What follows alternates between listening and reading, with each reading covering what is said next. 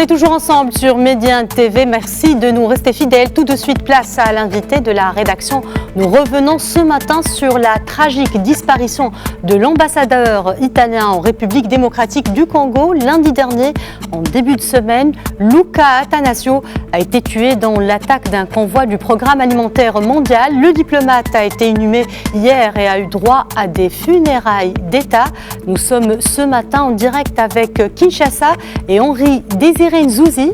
Henri Nzouzi, analyste politique spécialiste de l'Afrique centrale, est aussi le dernier à qui l'ambassadeur italien Luca Attanasio a accordé un entretien. Un diplomate qui avait déjà officié au Maroc, un pays qui lui était cher. On en parle donc tout de suite avec vous, Henri Nzouzi.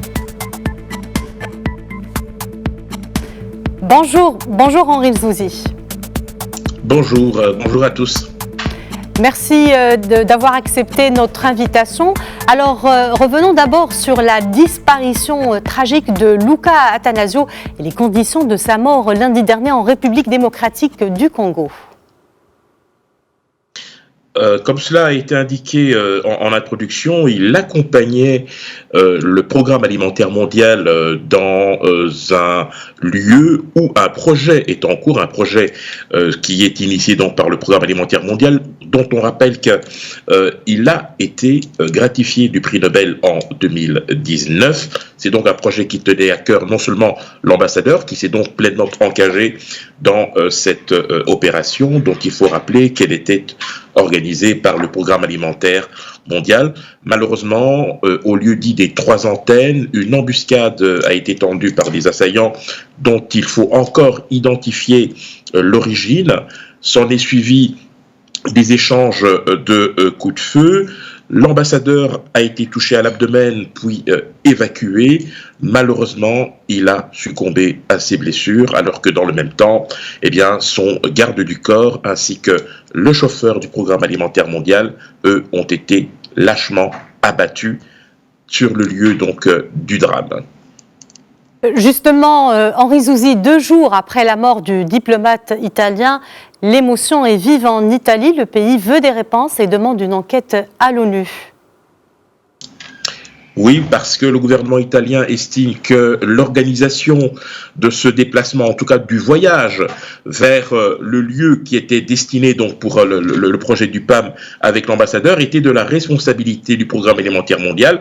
Et donc le gouvernement italien demande à l'ONU de lui fournir des explications sur les modalités pratiques d'organisation d'une part, sur la chaîne de décision et sur les défaillances, parce qu'il s'agit effectivement pour le gouvernement italien, et c'est tout à fait normal, d'avoir toutes les réponses qu'il se pose. Et donc cela devrait se faire, selon le gouvernement italien, dans un délai très bref, avec des explications qui soient à la fois claires et exhaustives. Concernant l'identité des assaillants, Monsieur Henri, qu'est-ce qu'on sait par rapport aux auteurs de ce massacre ?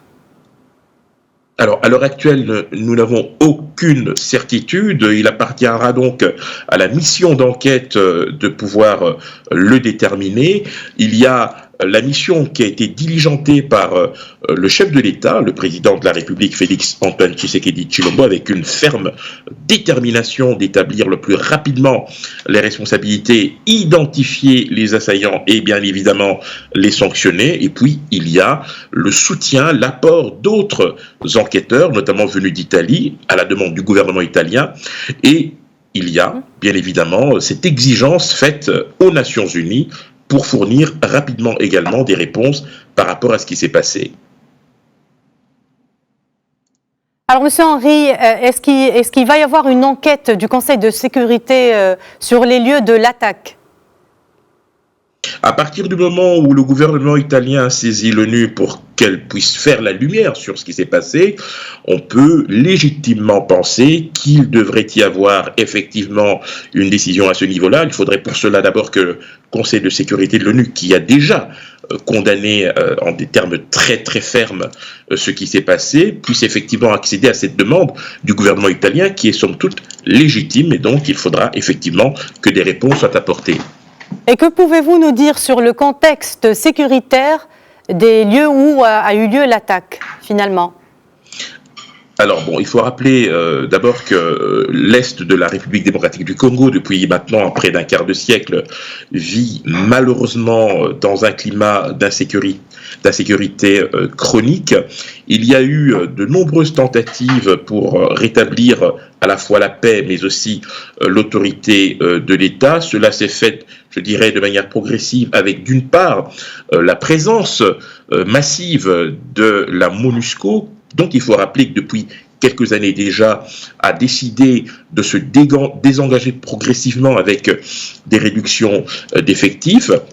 Il faut aussi rappeler qu'en 2013, le 24 février exactement, eh bien, il y a eu cet accord cadre d'Addis Abeba qui notamment prévoyait que tous les pays voisins, ceux notamment appartenant à la conférence internationale pour la région des Grands Lacs, puissent coordonner leurs efforts pour essayer de stabiliser cette partie du territoire congolais, parce qu'il faut rappeler qu'il y a des groupes armés qui viennent du Rwanda, de l'Ouganda et du Burundi, qui s'adonnent à des pillages, des exactions.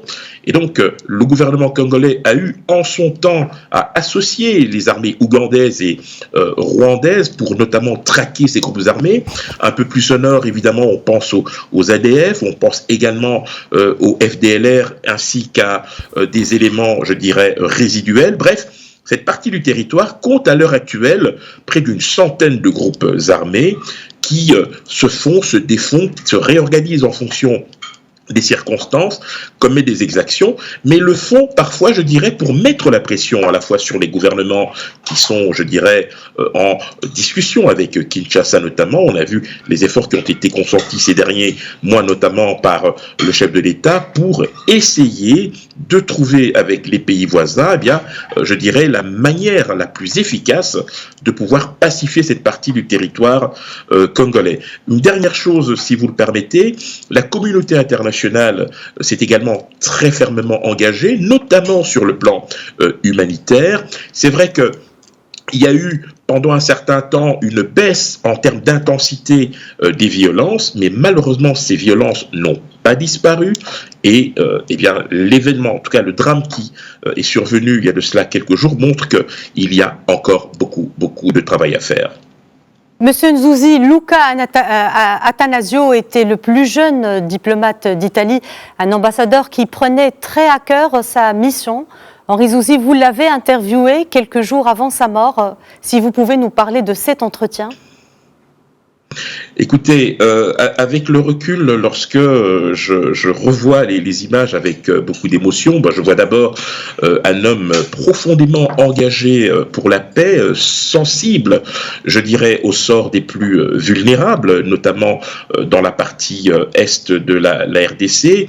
Il faut rappeler par ailleurs que cet engagement l'a amené, notamment avec son épouse Zakia Sediki, à remporter le prix Nessiria pour la paix, donc en 2020, parce que précisément il y avait cet engagement en faveur des populations vulnérables. Il y avait aussi beaucoup de lucidité de sa part face à une situation sécuritaire qui, de son point de vue, devait effectivement, je dirais, être résolue avec toutes les parties. Il privilégiait bien évidemment le niveau diplomatique et estimait qu'il appartenait, je dirais, à toutes les parties de bonne volonté de pouvoir s'accorder sur les modalités pour parvenir justement à cet objectif. Henri Nzouzi, que retenez-vous de ce diplomate? Qu'est-ce qui vous a marqué lors de votre entrevue avec lui? Son humanisme, sa sincérité, n'ayons pas peur des mots, sa simplicité et puis le sentiment vraiment d'être habité par une conviction, mais aussi une mission, parce qu'il a été dans d'autres postes diplomatiques avant d'arriver en RDC, avec chaque fois un fil conducteur, c'est celui de raffermir les liens d'amitié et de coopération entre le pays d'accréditation où il était et l'Italie, bien évidemment. Dans le cas d'espèce avec la RDC, il s'est véritablement engagé depuis 2017, parce qu'il est arrivé comme chef de mission avant d'être élevé au rang d'ambassadeur en 2019. C'est vraiment quelqu'un qui s'est engagé pleinement et que les Congolais, mais surtout les Italiens, vont beaucoup regretter. Est-ce que l'on peut dire que c'est un diplomate qui avait l'Afrique au cœur? Un continent qu'il connaissait bien, car avant la RDC, il a officié au Nigeria et dans d'autres pays africains. Oui, tout à fait. Tout à fait. Il a officié au Nigeria comme premier conseiller entre 2010 et 2013, mais avant cela, il était également au Maroc, puisqu'il a officié à Casablanca, donc comme consul général, donc de 2010 à 2013, et ensuite au Nigeria entre 2015 et 2017. Oui, justement, Luca Attanasio avait aussi été diplomate au Maroc. C'était entre 2010 et 2013. Parlez-nous de cette période. Écoutez, consul général Casablanca, le Maroc, c'est un pays qu'on ne présente plus. Là aussi, il a eu l'opportunité, après avoir été en poste à Berne comme chef du bureau économique et commercial, de pouvoir, je dirais, renforcer les liens de coopération, surtout commerciaux donc au Maroc. Et c'est précisément au Maroc qu'il a rencontré celle qui deviendra son épouse, Zakia Sediki.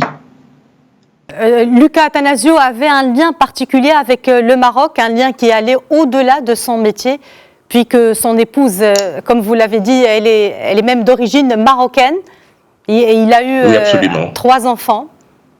Donc, Tout à fait. Tout à fait, 3 enfants, dont 2 qui sont nés en RDC, il faut bien le rappeler, ce sont les petites jumelles. Oui, effectivement, en fait, je dirais très simplement que les postes où il est passé, où il a eu l'opportunité d'officier, ce sont des postes dans lesquels il s'est véritablement engagé pleinement.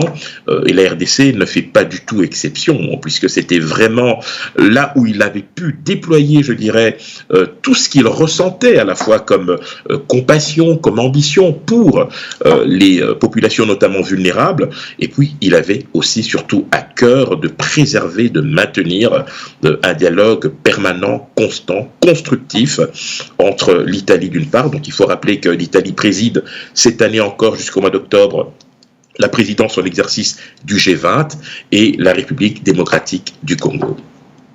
Henri Zouzi, merci infiniment pour ce témoignage précieux et cet hommage rendu à l'ambassadeur italien Luca Attanasio. Je rappelle que vous êtes expert de la République démocratique du Congo et que vous étiez en direct avec nous depuis Kinshasa. Merci à vous infiniment. Merci à vous. Voilà, c'est la fin de notre édition de l'invité. Merci de l'avoir suivi. Restez avec nous, l'information continue sur Média TV.